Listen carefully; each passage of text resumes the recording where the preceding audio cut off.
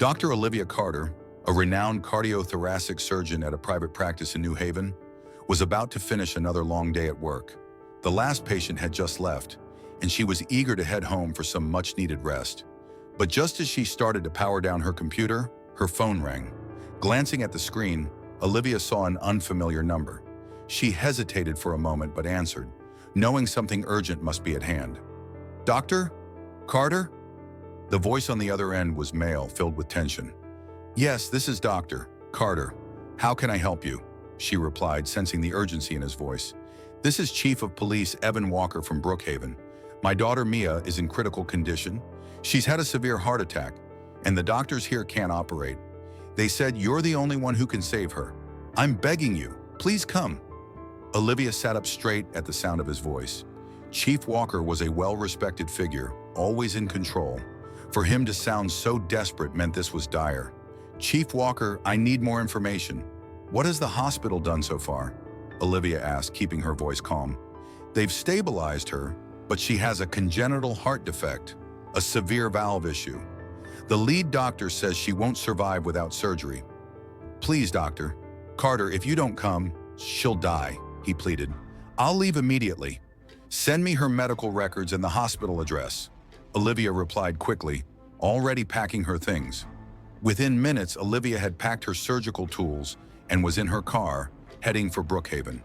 The town was about 4 hours away, a small, remote place where flying wasn't an option, and no emergency services were available at night. She had no choice but to drive through the night, knowing that every second counted. As she drove, Olivia's mind raced. Mia was only 17, so young, so full of life. She thought about the chief's desperate plea, realizing that her own exhaustion was nothing compared to what he was facing. Around 2 a.m., Olivia neared the outskirts of Brookhaven. The town's streetlights glowed faintly in the distance, and she allowed herself a moment of relief, thinking she was almost there. But that relief was short-lived. In her rear-view mirror, red and blue lights flashed. Confused, Olivia slowed and pulled over. She had been driving at a safe speed. There was no reason for her to be stopped. 2 officers stepped out of their patrol car. One was a middle-aged man with a stern expression, while the other stood back, hand resting on his holstered gun. "License and registration," the first officer barked. Olivia handed over her documents, trying to stay calm. "Officers, I don't believe I violated any traffic laws," she said, her voice steady. "Where are you headed in such a hurry?" the officer asked, skepticism in his voice. "I'm Dr. Olivia Carter, a heart surgeon. I'm on my way to Brookhaven Hospital to operate on Mia Walker. Chief Walker called me personally. His daughter's in critical condition." The officers exchanged a glance. The second officer scoffed, his tone dripping with doubt. "Chief Walker called you? A woman of color, driving a car with New Haven plates, claiming to be a surgeon in the middle of the night?" "Yeah, right." Olivia stiffened, her frustration rising. She had faced prejudice before, but never in a life-or-death situation like this. "Call Chief Walker if you don't believe me," she said firmly. "But please let me go. Every second counts." The first officer eyed her warily. "We'll decide what matters," he said coldly. "For all we know, you're smuggling something. Step out of the vehicle." Olivia's heart pounded. She couldn't believe this was happening. "Officers, I don't have time for this. A 17-year-old girl's life is at stake." "Watch your tone," the second officer snapped, his hand gripping his gun tighter. Olivia fought to stay calm. She reached for her phone. "I'm calling Chief Walker. He'll confirm everything." The first officer hesitated before nodding. "Go ahead. Let's see if your story checks out." Olivia dialed Chief Walker's number, praying he would answer. The phone rang twice before he picked up. "Dr. Carter, are you close?" Chief Walker's voice was tight with worry. "I've been stopped by 2 officers on the highway. They don't believe me, and I'm running out of time," Olivia said urgently. "Put one of them on the phone." "Now," Chief Walker ordered. Olivia handed the phone to the first officer, her hand steady despite the tension. "It's Chief Walker. He wants to speak with you." The officer hesitated before snatching the phone. After a few seconds, his demeanor changed. "Yes, sir. I understand. No, sir. It won't happen again." He glanced at Olivia, now clearly uneasy. When the call ended, he handed the phone back to her. "You can go," he muttered, now showing a hint of respect. Without wasting another second, Olivia rolled up her window, started the car, and sped off. Her hands trembled on the wheel, frustration and relief swirling within her. Time was slipping away, and Mia's survival hung in the balance. Olivia's hands tightened around the steering wheel as she pushed her car down the dark highway. The quiet hum of the engine was the only sound in the silence of the night. But inside her mind, a storm of thoughts raged. The clock was ticking, and Mia's condition was dire. Every minute that passed could make the difference between life and death. Olivia's thoughts kept returning to the phone call she had received from Chief Walker. His voice, filled with anguish and helplessness, echoed in her mind. She could hear the desperation behind every word, and it pushed her to keep driving, despite the exhaustion weighing her down. She glanced at the dashboard clock. 2:30 a.m. The road stretched endlessly ahead, the town of Brookhaven still miles away. The headlights from her car illuminated the empty road ahead, but the isolation only seemed to deepen the tension she felt. As she rounded a bend in the road, Olivia noticed a pair of headlights flashing in her rearview mirror. The lights grew brighter, and within moments, the familiar red and blue of a police siren filled the rear view. Her heart sank. "What now?" she muttered under her breath. She glanced at the speedometer. She hadn't been speeding. There was no reason for a stop, and yet, here it was. She knew that these moments, these precious seconds, could be critical. Olivia eased her foot off the accelerator and slowly pulled over to the side of the highway. The patrol car stopped behind her, its sirens wailing in the still night air. Olivia's hands shook slightly as she turned off the engine. She had no time for this. Two officers stepped out of the patrol car. One was a middle-aged man with a stern face, the other younger, with a look of disdain. They approached the car with a certain purpose, and Olivia felt a wave of unease wash over her. She had been stopped before, but this time felt different, heavier. "License and registration," the older officer demanded as he approached her window. His tone was blunt, almost dismissive. Olivia's instincts kicked in. She took a deep breath to steady herself, then handed over the documents, trying to keep her composure. "Officers, I haven't violated any laws," she said, her voice steady but firm. "I'm Dr. Olivia Carter, a heart surgeon, and I'm on my way to Brookhaven Hospital. Mia Walker, the chief's daughter, is in critical condition, and I need to perform an emergency surgery." The younger officer raised an eyebrow, his eyes scanning her from head to toe. Then he looked at his partner, a skeptical look crossing his face. "A woman of color from New Haven, driving through the night with a story like that?" The officer smirked. "Sounds a little too convenient." Olivia's stomach dropped. She had faced prejudice before, but not like this, especially not in a situation where the life of a teenager hung in the balance. Her pulse quickened, but she forced herself to remain calm.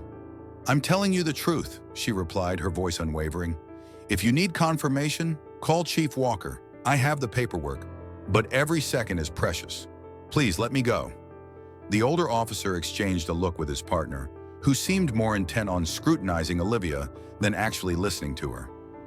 "Let's check out this Chief Walker story," the younger officer said with a scoff. "Maybe this is just some kind of scam." "Enough," Olivia said, her patience running thin. "You can call him, but time is not something I have right now. Please don't delay me." The officers ignored her plea and began rummaging through the car, inspecting the contents without any real reason. Olivia's frustration began to bubble up. She had been calm and polite, but their actions were costing her precious minutes. "Why don't we just search the trunk?" the younger officer suggested, his voice laced with suspicion. "Are you serious right now?" Olivia snapped. "You can't just waste time like this. I'm on my way to save a life." The older officer raised his hand, signaling for the younger one to stop. "Just let her go. She can't be lying." Olivia looked at them with a mixture of disbelief and frustration, but she stayed silent. Her mind was focused on one thing: getting to the hospital before it was too late. "Let's get this over with," the older officer said. He handed back Olivia's documents and nodded toward the patrol car. "You're free to go. Just keep it slow, all right?" Olivia didn't need to be told twice. She barely glanced at them as she started the car, pressing the accelerator harder than she had before. The sirens disappeared into the distance as she sped back onto the highway. As her car raced toward Brookhaven, Her heart pounded, not just from the fear of losing Mia, but from the frustration of having her time wasted. Olivia's mind raced as she drove through the darkened streets of Brookhaven. The hospital was just a few blocks away now, and the flashing lights in the distance gave her a sense of fleeting hope. She could see the emergency room entrance up ahead, glowing like a beacon in the night, but it also filled her with a cold realization. It might be too late. Her hands gripped the steering wheel tighter, her knuckles turning white. She had encountered delays before, but nothing like this. The wasted time with the officers had cost her, and now the life of a 17-year-old girl hung in the balance. Every minute lost could make all the difference. As she parked the car and rushed inside the emergency room, the sterile scent of disinfectant hit her immediately, and the bustling of hospital staff filled her ears. But amidst the chaos, Olivia locked her gaze onto one figure, Chief Evan Walker. He stood near the entrance, his posture stiff, his face etched with exhaustion and fear. "Dr. Carter!" Chief Walker exclaimed, his voice strained with both relief and dread. "Thank God you're here. Mia's in the OR prep room." Olivia nodded, her mind already focused on the task ahead.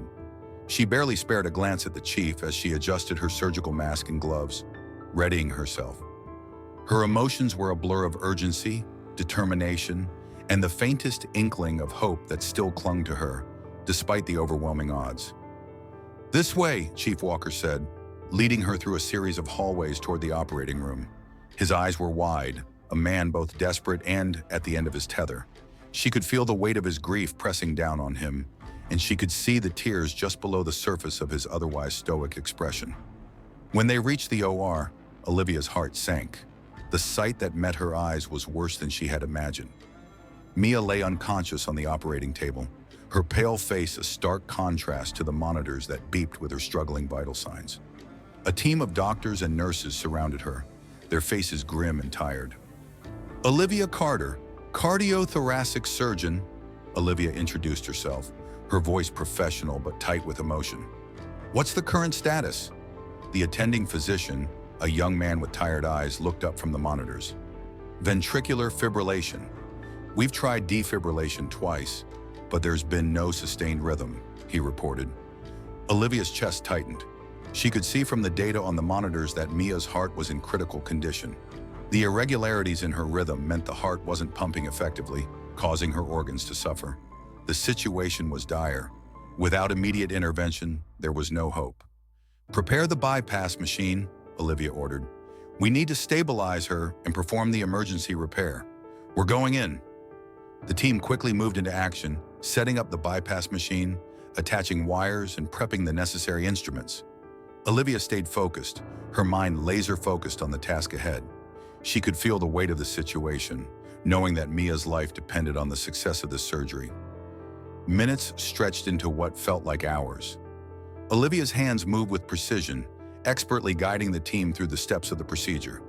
Her heart raced as she carefully repaired the valve, hoping and praying that her efforts would be enough to save the girl. But as the surgery progressed, the reality became clearer. Mia's condition was worse than they had anticipated. The delay, the wasted time on the road, had caused irreparable damage to her heart. Despite the artificial support from the bypass machine, Mia's heart struggled to maintain a stable rhythm. Olivia's breath caught in her throat as she glanced at the monitor. The beeping had slowed, the gaps between each pulse growing longer. "Come on, Mia," Olivia whispered under her breath, her voice barely audible beneath her surgical mask. "Stay with me." But then, without warning, the monitor emitted a sharp, continuous tone, the dreaded flatline. "No, no, no, no!" Olivia shouted, her voice breaking as she barked orders to the team. "Start compressions. Administer another dose of epinephrine. Charge the paddles to 200. The team worked furiously, but despite their best efforts, the situation grew increasingly hopeless. Olivia watched helplessly as Mia's heart refused to start again. After what felt like an eternity, the attending physician gently placed a hand on her arm. "Dr. Carter," he said quietly, his voice thick with sorrow. "I'm sorry, she's gone." Olivia stood frozen, staring at the motionless figure on the table. Her mind screamed in disbelief, but her heart knew the truth. They had done everything they could, but it wasn't enough.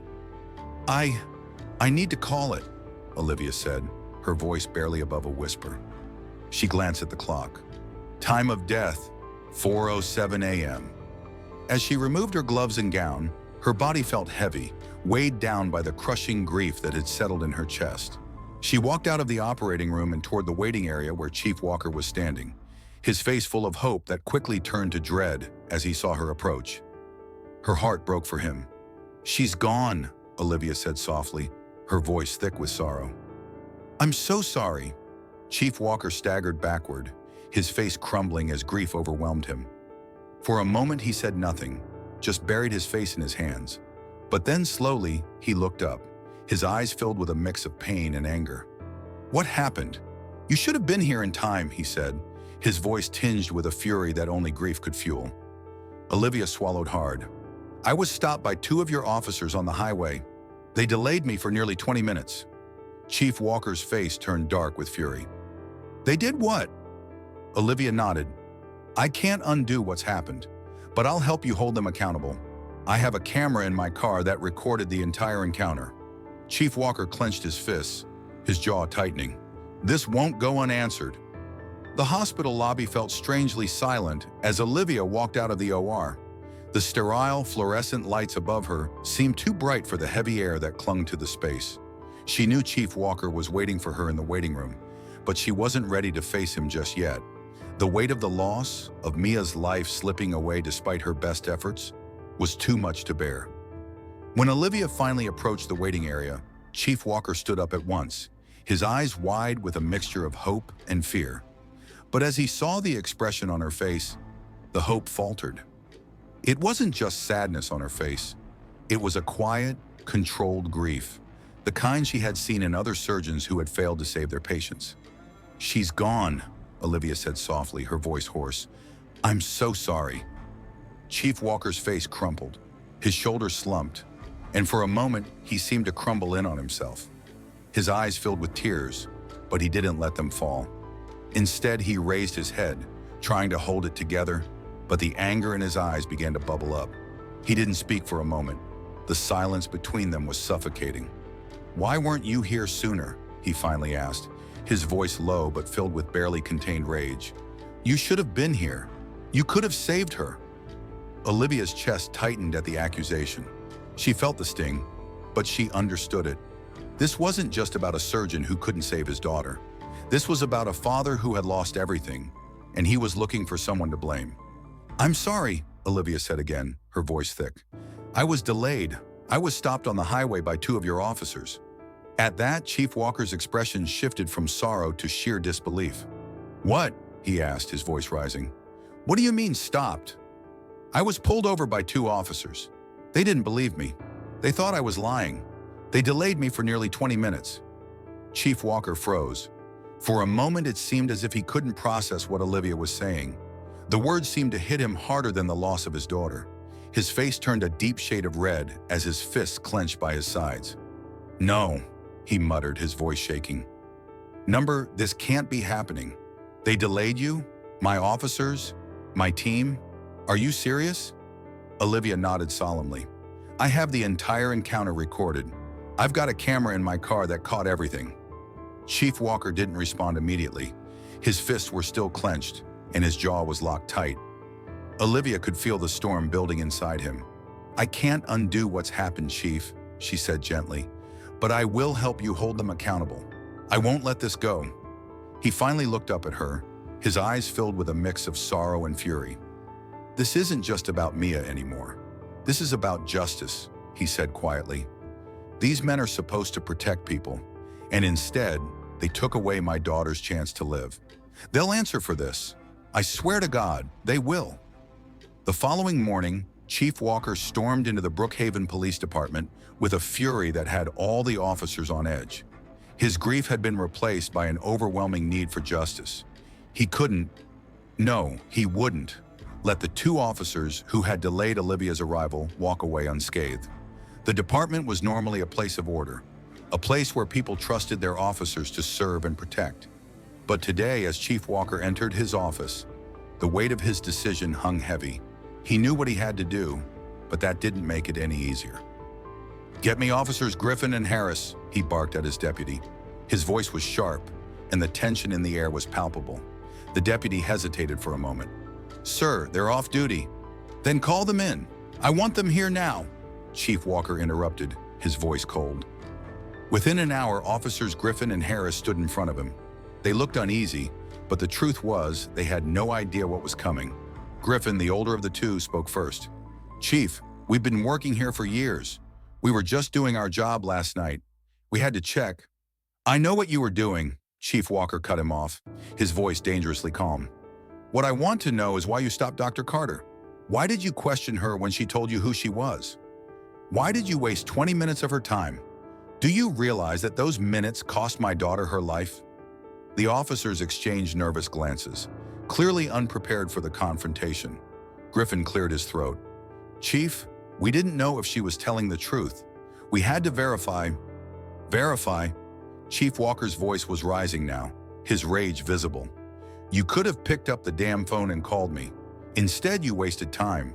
You doubted her because of the color of her skin. That's what you did, and you cost my daughter her life." Harris, the younger officer, tried to defend himself. "We didn't know. We didn't mean." "You didn't mean to?" "Well, you did. And now we're going to deal with the consequences," Chief Walker interrupted. The room was silent for a few moments. Then Chief Walker stood up, his back straight, his eyes burning with a need for justice. "You're both suspended without pay, effective immediately. Hand over your badges and firearms." Griffin opened his mouth to protest, but Chief Walker's glare silenced him. With a heavy sigh, the two officers reluctantly handed over their badges and holsters. "Now leave," Chief Walker said coldly. "I'll be contacting Internal Affairs. This investigation won't stop until it's clear who's responsible for this." As they left the room, Chief Walker took a deep breath and sank back into his chair. He had done what he had to do, but the weight of it, of losing his daughter, of the decisions that led to this point, was more than he could bear. The news spread quickly. By morning, the small town of Brookhaven was in the spotlight for all the wrong reasons. Chief Walker's decision to suspend Officers Griffin and Harris made headlines, and soon the national media picked up the story. The recording Olivia had made of the police stop went viral, sparking outrage across the country. People were appalled not only by the officers' actions, but by the blatant racial profiling that had delayed Olivia's arrival and ultimately cost Mia her life. A wave of protests and calls for justice flooded the streets of Brookhaven. The local community, which had always prided itself on its strong law enforcement, now found itself divided. Some stood behind the chief, calling for accountability and reform, while others, including some within the police force, rallied around Griffin and Harris, arguing they were just doing their job. Amidst the chaos, Chief Walker knew he had to take decisive action.